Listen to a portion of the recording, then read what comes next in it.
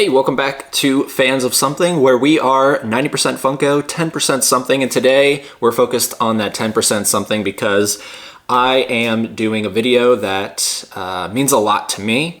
Previously here on the channel, we've done videos, specifically one that comes to mind is Haley's entire vinyl collection video, where we just really highlighted all of her vinyls, and that's a real passion for Haley, and I'm really excited that we were able to do that video, get it out there, because I know it meant a lot for her to share her passion of vinyl. Now, if you've followed this channel, I've had this channel for years, I think since 2015, and it's gone through multiple iterations. Currently, this is it. The Fans of Something is going to be the last iteration, but previously it was a very movie-focused channel. Blu-rays, physical media, all that stuff. And even though we're very much centered around Funko, I still wanted to have the ability to talk about this stuff. So that's why it's 90% Funko, 10% something. And so today we're gonna really dive deep into one of my all-time favorite boutique labels. And if you're not familiar with what a boutique label is, basically these are special companies that take maybe cult movies, B movies, those can kind of be the same thing. Not the most popular films, kind of under the radar type movies, and sometimes really popular movies as well that just don't have the best releases, and they give them the VIP treatment, and they release editions that are next level stuff when it comes to artwork, packaging, extras, all that stuff. And so I wanted to hang out with all of you today and talk about my all-time favorite, because I collect 3 of the boutique labels, and we'll talk about the other 2 at some point here on the channel, but I wanted to start this off with my all-time favorite of the boutique labels that I've come across, and that's gonna be Arrow Video.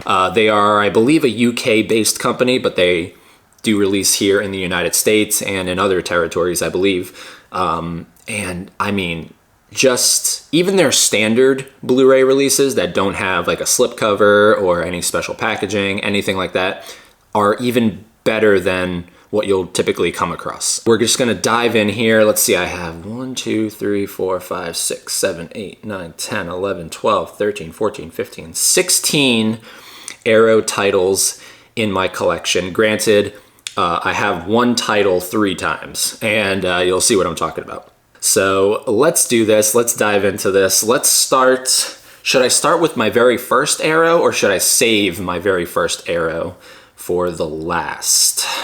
Let's save the best for last. Let's save the best for last. So in no particular order, I'm just going to kind of peel from the top, and we're going to go down here. We'll start with, and all of these are wrapped, by the way. I have not opened a single one of these. Yeah, I haven't opened a single one of these because I was waiting to do a video like this. So this is Schlock. Also, pardon if you can hear the fridge in the background. I am in the kitchen area recording this video, but this is Schlock from John Landis. And this is John Landis's first film. I'm a big John Landis fan, and I'm very intrigued by this because from my understanding, it's sort of like his King Kong, like his version of King Kong. It even says on the cover here, a love stranger than King Kong. And this is his first collaboration with Rick Baker. So I am pumped to check out this this film. I don't see this one in too many Arrow collections, so this might not be a popular pick when it comes to Arrow, but there is the Arrow label, and then there is the spine right there, and I just love it. And they come in the clear. They come in the clear packaging here. So this is like a standard release, in case anyone is new to Arrow. This is just a standard bare bones edition release, and it's still better than half the stuff you'll find out there. I think it has reversible cover art, if I'm not mistaken. Yeah, reversible sleeve featuring original and newly commissioned artwork by Graham Humphreys. So Very, very cool. It's got a 4K restoration of the film, high definition Blu-ray presentation, audio commentary by John Landis and Rick Baker, new video interview with author and critic Kim Newman, US radio spots, archival video interviews with a cinematographer. So I am pumped to check this out because it's always fun to see where a director starts, you know? And for John Landis, it's Schlock. Next up is a director that I am a big fan of. I haven't seen too many of his works, but the ones I have seen are, you know, some of my personal favorites when it comes to the comedy genre. I haven't really delved into his more serious films, but this is Kevin Smith's Mallrats. And there is the back. So fun fact, I love movies that take place at malls. Malls are like a therapeutic comfort place for me. As long as it's a nice mall. If it's a rundown, kind of decrepit looking mall, I'm not about it. There's one here in Savannah that Haley and I visited not that long ago that's like vacant. Nobody's in there. And it's still like you can go in.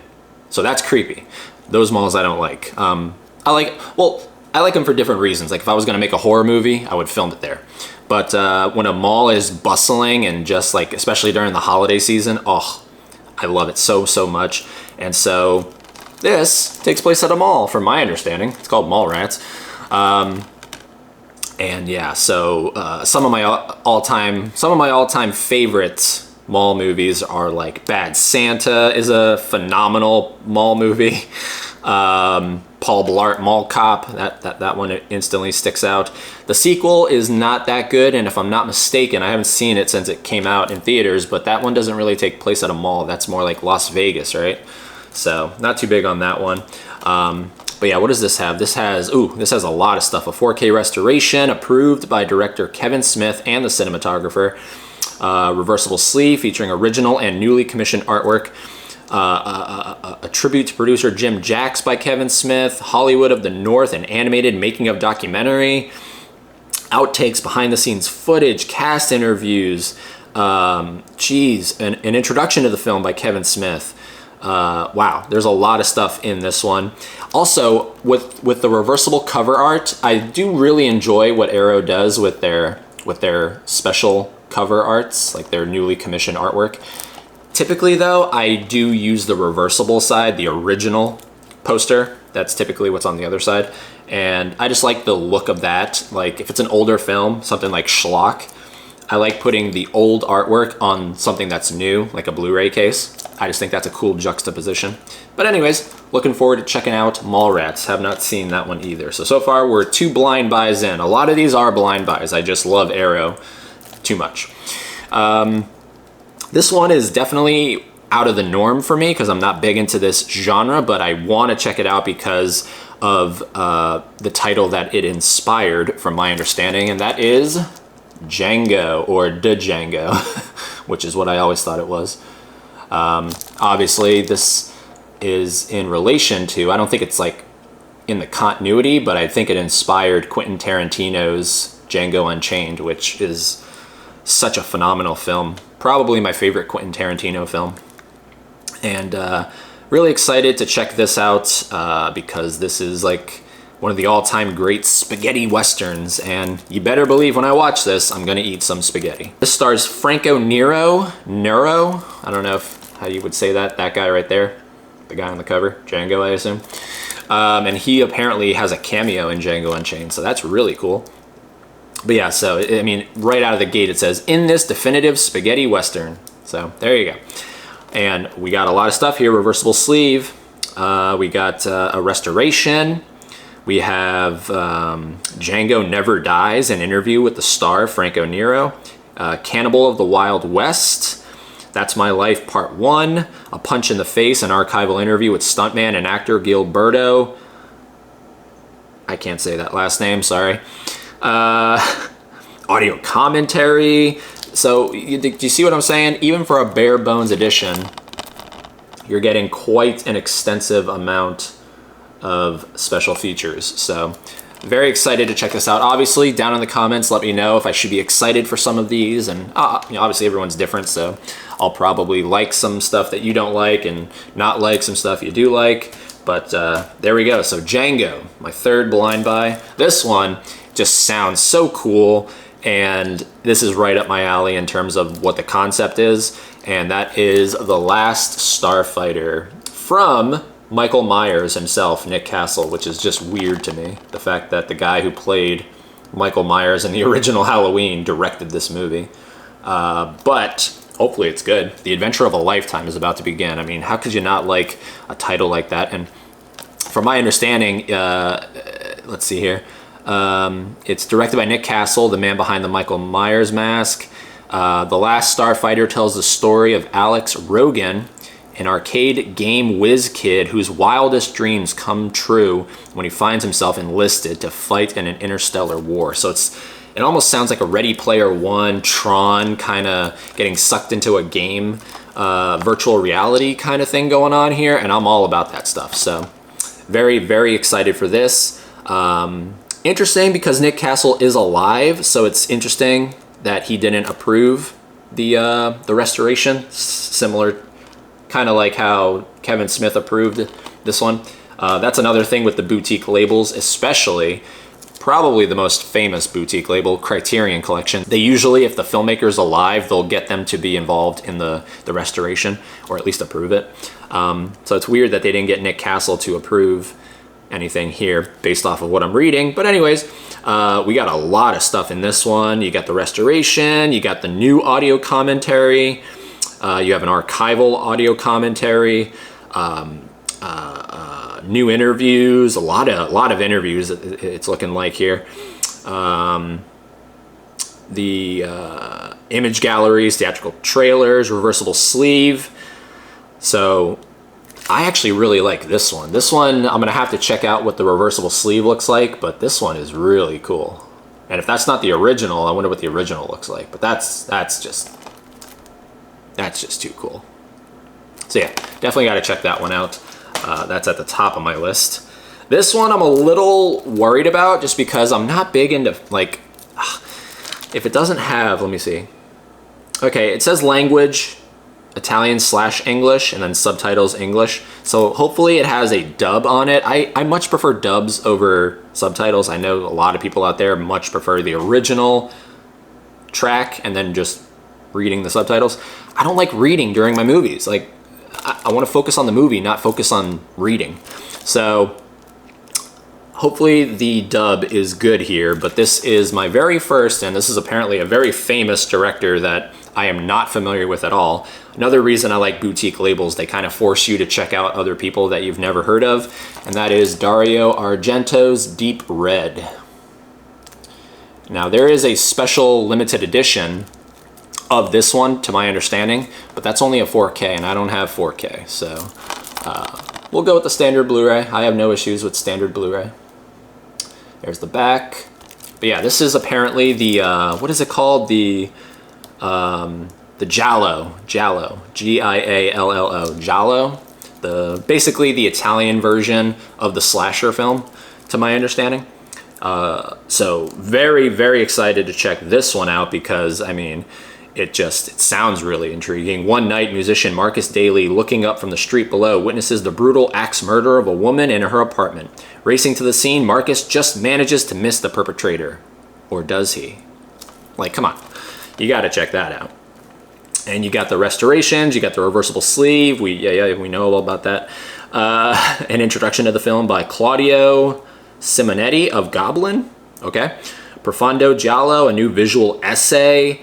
A lot of really cool stuff in here. So hopefully, because I do love slasher movies, hopefully this is right up my alley because this is sort of the precursor, however you want to say it, to the slasher film. So Dario Argento is in the collection. This is one of the newer releases in Arrow's catalog, and it does have a very, very exciting slipcover on it. And that's going to be Hell High. Hell High, right there. Look at that cover art. And then the back, HH. Very cool. So I don't know what the special features are on this one because I haven't taken it out of the plastic, but the double H right here is embossed. So that's really cool. This is, again, right up my alley. This kind of just slasher movie. That's something Arrow really focuses on a lot with their titles, and why I'm very keen on them. The horror, slasher, those kinds of genres. So tell me about this one down below, because this one is, again, similar to like the Last Starfighter and all those, kind of at the top of my list. So sorry to skim over that one pretty briefly, but yeah. Again, okay, here we go. Back to the Mallrats thing. Phantom of the Mall. Because you have to say that slowly, otherwise it sounds like you're saying Phantom of them all. But it's Phantom of the Mall, Eric's Revenge. So basically, Phantom of the Opera, but in the mall? Yeah? I don't know. Here's the back. There's the back. This just sounds so cool. For high school sweethearts, Eric and Melody, love's young dream turns into a nightmare when Eric apparently dies in a fire which engulfs his family home. 1 year later, and Melody is trying to move on with her life, taking up a job at the new Midwood Mall. But the mall, which stands on the very site of Eric's former home, has an uninvited guest. So, come on, I mean, this might turn out to be one of my all-time favorite mall movies. Am I the only one that likes mall movies that much? Like, do I have a weird kind of thing going on here with malls? I don't know. Oh, okay. Haley showed me a clip of this one back in the day, and I remember going, the tenant in room 7 is very small, very twisted, and very mad. And that's going to be Basket Case. Apparently this is one of the all-time greatest B-movie cult movies, midnight movies, whatever you want to call it. I mean, it just sounds bizarre. That's the main character, one of the main characters, a thing that's in a basket. So, and it's the debut feature of this particular director, so that's interesting. Let's see here, the original uncompressed mono audio restored, very cool. 4K restoration, reversible sleeve, gotta love that. A lot of special features. This might be the most special features, or potentially just the most words. But yeah, very, very cool. Definitely got to check that out. Oh, director approved special edition content. Special edition. I'm looking at. Let me look at Last Starfighter. Yeah, wasn't approved. But anyways, the director of Basket Case approved this. So that's pretty cool. This one I have seen. This is one of the all-time greatest 80s films, and that's going to be Robocop. This is just the standard Blu-ray release. There was a limited special edition that they released, but again, I believe that was only 4K. Sometimes Arrow only releases the special editions, limited editions, sorry, on 4K, and then sometimes they do Blu-ray or 4K. But love that artwork for Robocop, but I do think I'm gonna use the reversible because I love that classic image of him just, looks like he's getting out of his car or into his car. I don't know. But this has an approval from Paul Verhoeven. I can never figure out how to say his name. A lot of special features, a lot of special features. I don't have time to share all of them, but there you go. You can pause if you want to check it out. Very excited to have Robocop because it is, like I said, it's just one of the best 80s movies, and it gives you such a funky feeling when you watch it. Not even necessarily a good feeling, especially when I don't think it's a spoiler, when Murphy is murdered. Oh man, that's rough. And apparently this is the director's cut, so I think that's extended from what I'm typically used to seeing. Also, Nancy Allen right there. Can we just talk about how good looking she was in Carrie, which I just watched recently for the first time? I was like, what? Because I'm always used to thinking of Nancy Allen like that with the short hair. But in Carrie, she's got the nice long hair. Oh man, fell head over heels for her in that movie. This one is bizarre sounding, but I love cult movies, like movies that are about cults. And that's Society. Look at that cover. This is one I think I'm going to leave that one, because look at that. I don't even know what that is. Is that like a close-up of Freddy Krueger from Nightmare 3? I don't know what's going on there. Remember when he rips open his shirt and he's got the soles on him? And then there's the back. Yeah, this one, a film by Brian Yuzna. Not a lot of special features on this one. It's interesting how sometimes there's a lot and then sometimes there's very little. But director approved. Director approved.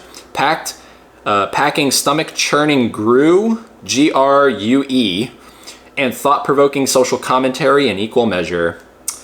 Very, very cool. Yeah, this has something to do with a cult. So you had me at cult. Who doesn't like a good cult movie?